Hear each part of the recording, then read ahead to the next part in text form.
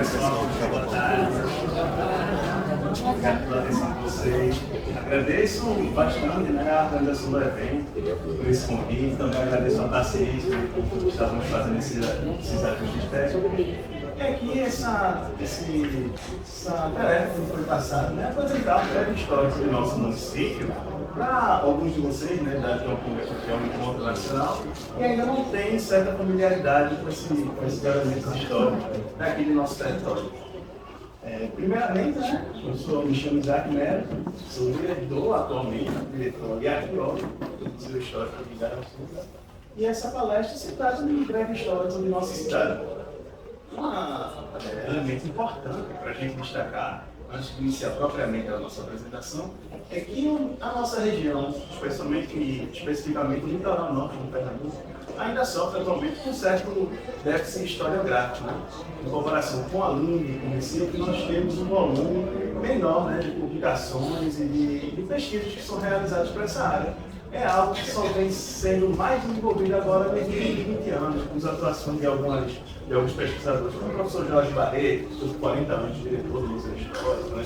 A própria atuação do Instituto Histórico de Igaraçu, mais recentemente, a professora Cláudia Alves, uma presença que vem desenvolvendo pesquisas arqueológicas e orientando o trabalho de mestrado e doutorado, né? E que vem modificando esse panorama, né? Mas vários elementos mais particulares dessa área ainda não são bem entendidos justamente por falta ainda de pesquisas. Isso posto, né, nós, dentro dos limites do conhecimento que ainda até então foi produzido e, de fato, que eu tenho domínio, né, tento apresentar o histórico desse nosso território. Primeiramente,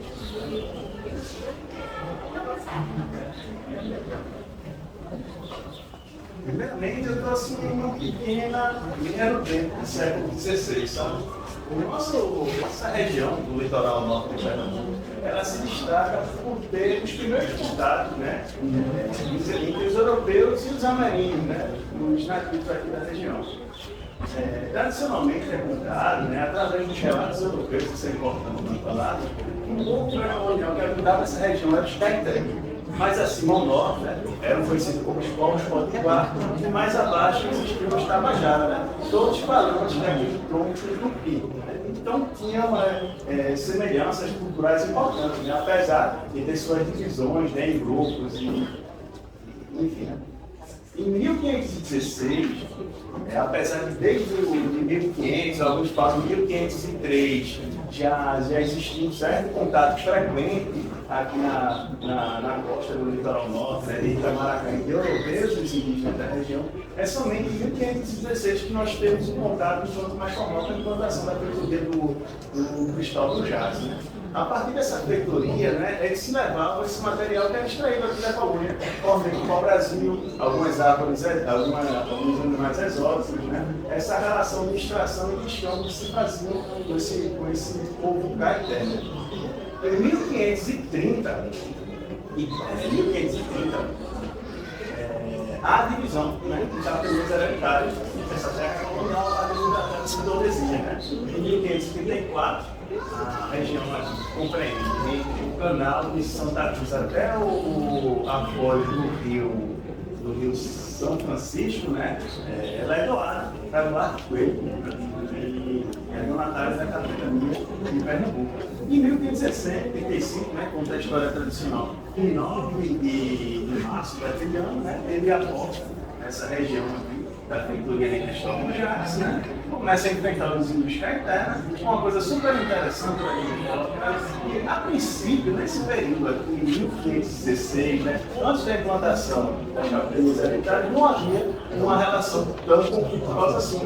Esse período de guerra começa somente depois da divisão das capitanias hereditárias, né? Quando começa a se implantar mais com maior força a economia da cana-de-açúcar, né? Você tem um projeto até de urbanização e expulsão de algumas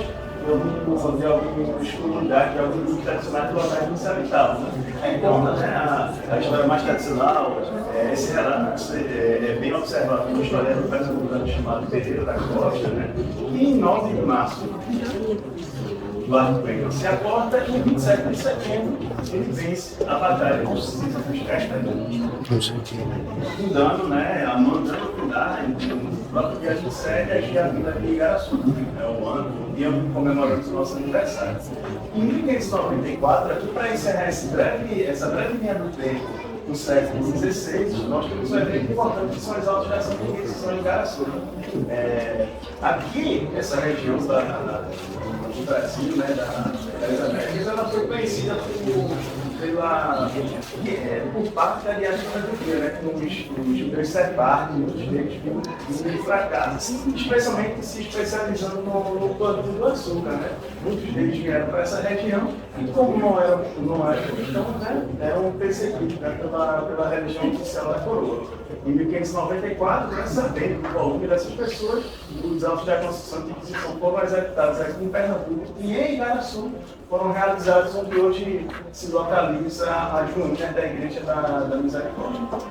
Voltando aqui um pouco, nós temos um retrato da chegada do Arco Coelho, um retrato de 1729, né, quase 200 anos depois, quase 200 anos depois da chegada, né, que se realizou, né, esse quadro aqui. São os Cosmos Damião, né? Sempre observando esse 27 de setembro é o dia de São Cosmos Damião, né? Por isso ele foi considerado padroeiro da nossa cidade. E realmente é o início, né, dessa invasão europeia aqui em Igaraçu, né? Aqui o Arco Coelho comanda nas tropas e aqui uma tropa a cada dos anos. Conta-se, né, depois dessa vitória, o Arco Coelho manda fundar a igreja e um outro quadro retratado essa construção da igreja, né? Santos Paulo também aqui, a construção da igreja do matriz da vila, né? Que se ergue no local da vitória da batalha do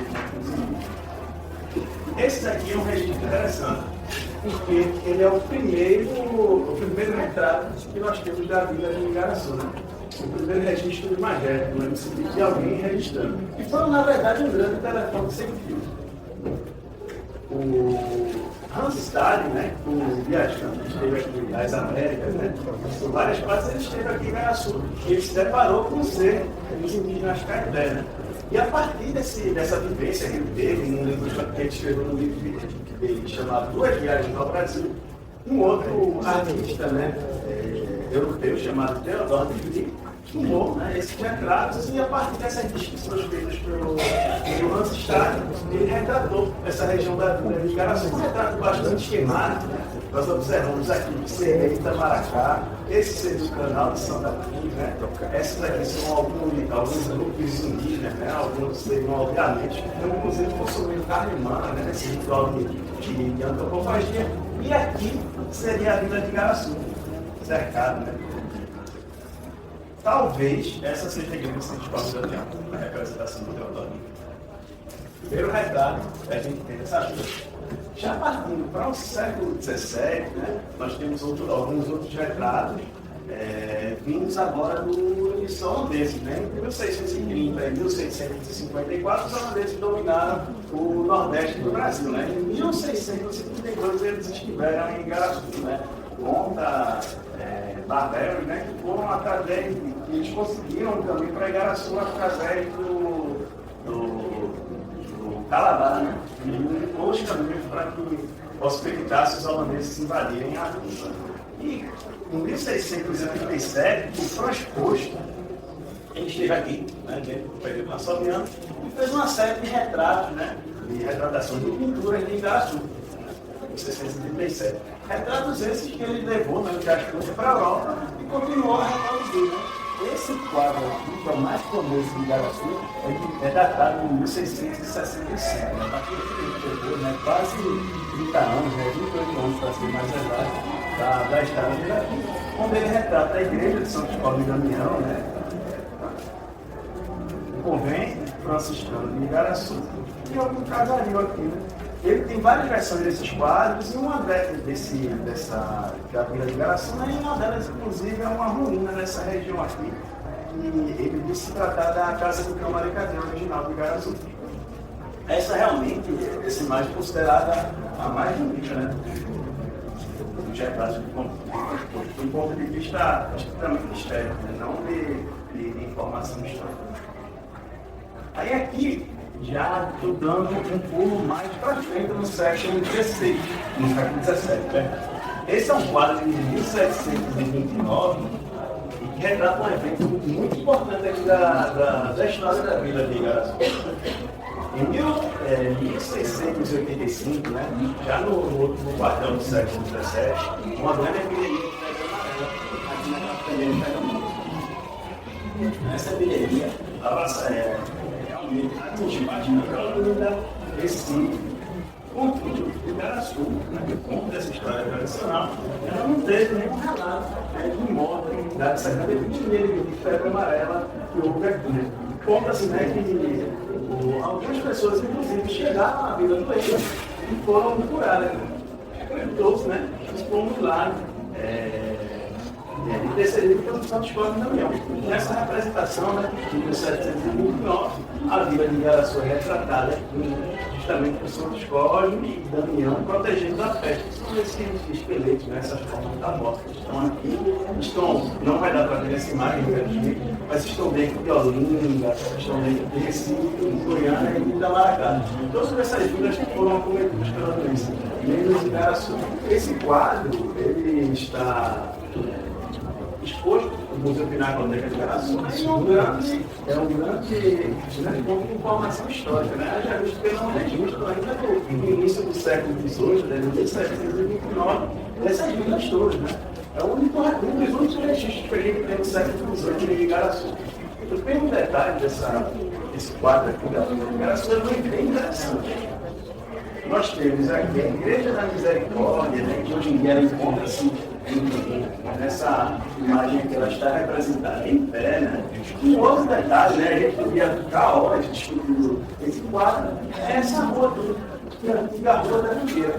Era uma rua que dava acesso aqui, que por detrás desses casarinhos aqui, esse aqui é a Martins de Santo Paulo da União, essa seria a ladeira do caminho, né? E esse daqui, justamente acontece, é que passa o Wilson Domingo. Essa rua aqui daria serviço para você ter acesso, né, aos fundos de todos esses casarinhos aqui. Justamente deveria ser a rua dos escravizados, né? E habitavam a vila, deveriam ser essas casas, essas unidades domésticas aí. Aqui ao final, a gente tem também a representação de outra igreja que atualmente está em sítio. Provavelmente isso daqui é a igreja da Nossa Senhora do Cuidado do Cristo. O século XVIII também marca, né, um importante momento de Igaraçu foi seu auge territorial. No seu auge, Igaraçu desde a ilha de Itamaracá até onde hoje fica o município de Santa Cruz de Caparibe. Pegava quase toda a Mata Nova de Pernambuco, boa parte do Agreste, né, exceto essa porção aqui que era Goiânia. Com a emancipação de Limoeiro, né, em 1812, né, Igaraçu perde boa parte do seu território. É interessante também a gente colocar esses templos que nós temos aqui no sítio histórico, ou foram construídos no século XVIII, né, ou foram reformados nesse período. Justamente porque esse território que se praticava economia bastante de pecuária, né, para servir justamente a vila, né, alimentar os engenhos. E esse serviço, né, essa economia era sujeita a imposto. Né? O professor Jorge discutiu um documento sobre Jorge Barreto, historiador, né, muitos anos do Museu Histórico, relativo ao imposto da carne. Né? Esse imposto deve ter sido muito importante, né, para abastecer, para construir a vila, para realmente, né, desenvolver economicamente, logisticamente, né, essa região.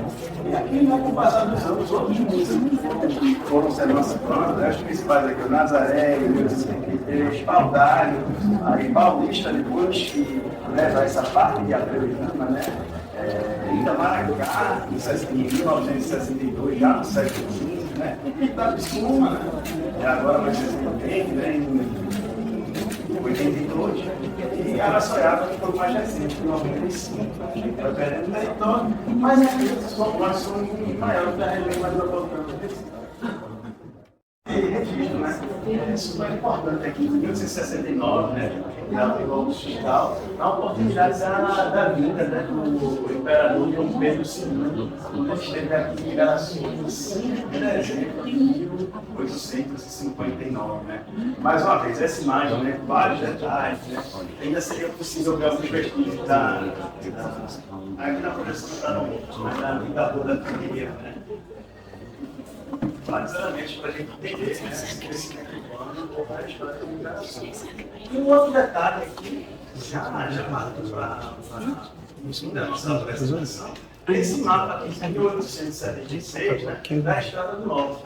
Quando o imperador Dom Pedro II veio, né, indo de Olinda para cá e corrigindo a Goiânia, ele, com a sua equipe, né, teve a oportunidade de cartografar, né, essa estrada que dava acesso a essas cidades do norte. Né. E em 1876, né, anos depois, né, do século, foi publicado esse mapa, justamente retratando também a vida de Igaraçu, qual ele passou. Né. Aí tem uns elementos interessantes, nós estaríamos mais ou menos aqui. Esse daqui seria o convento do Sagrado Coração de Jesus Cosme, a igreja matriz de Santos Cosme também seria aqui. E os elementos são interessantes e que não estão mais visíveis, né, em cotas positivas, né, talvez só arqueologicamente, são esses casarios aqui, ó.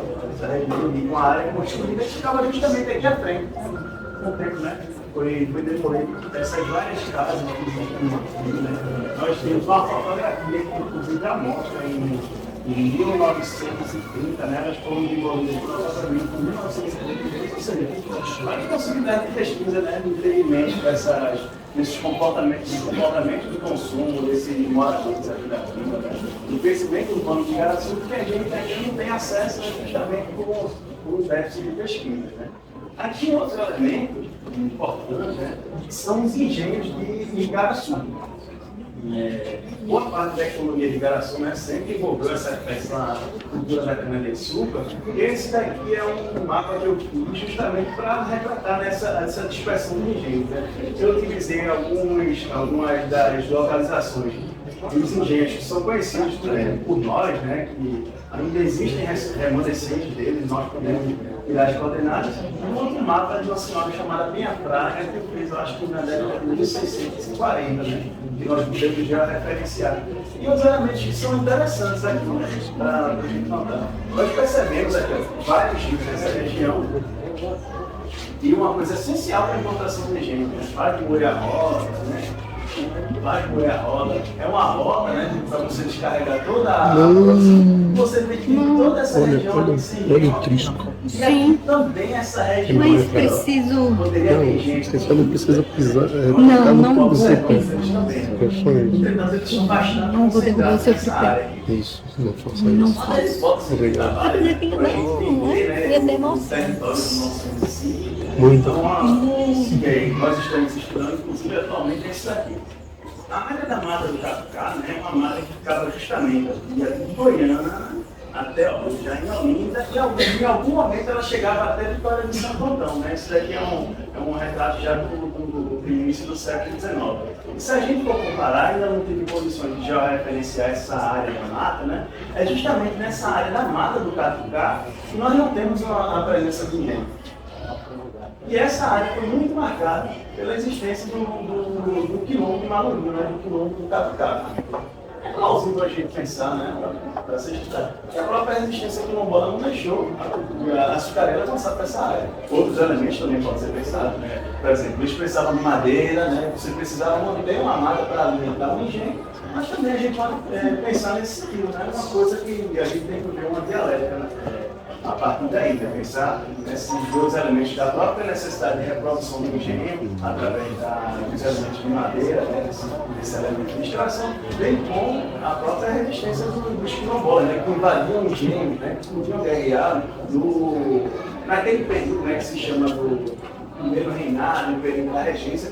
Foi um período muito de enfrentamento do quilombo do Catucá. Né? A gente tem registros históricos, não aqui no museu, né, mas lá aqui no Pernambuco, né, existem registros de processo, né, que são relativos às perseguições que houveram nesse sentido.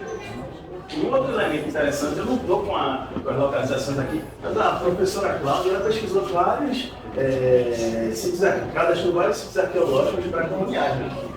Que a gente pensa ser pré-coloniais justamente nessa região aqui. Eu não sei, a gente não tem condições ainda de afirmar, mas como hipótese, até como conjectura, talvez essa área, né, não tenha o avanço da cultura dos indígenas, justamente porque os indígenas eles dominavam aí, né, pelo menos no início do século XVI, né, XVII. A gente tem evidências, inclusive, de aldeamento indígena mais para cá, né, para oeste esse território, né? Nós temos a conferência a Assembleia dos Camarões, né, em 1600, na década de 1630, né, durante a Guerra Holandesa, né? Existia uma agência indígena no período colonial, né, e talvez, né, esse tipo de hipótese, a gente tem datação da professora para afirmar isso, né, eles têm, esse período tenha sido o início do período colonial, pela ação deles, né? Talvez até pela relação com o engenho, às vezes dispensável, mas não conflituosa, né? Eles fecharam esse território, né? Sem a presença desse tipo de sítio arqueológico, desse tipo de cultura de preparação. Né? A gente vê como é impressionante, né? Como essa região aqui, ó, tem menos rios, né? Hidrograficamente não é tão rica, né? Que é mais longe, né? É mais difícil de explorar, mesmo assim, com vários também. As partes, assim, a princípio, né, sejam mais bases para a sua implantação, elas não têm hipóteses de trabalho, né, que a gente coloca para desenvolver as nossas pesquisas. Aí aqui, para essa parte da história, né, que nós temos, né, tradicional, nós temos essas instituições de memória que tentam, né, através de uma forma crítica, às vezes lúdica também, né, para atingir vários públicos, né, passar, contar, conversar sobre essa história de Igaraçu, né? Esse museu histórico de Igaraçu, principalmente o museu Pinacoteca de Igaraçu, né, com a escola de Naldo, aqui com o ajuntamento português, né?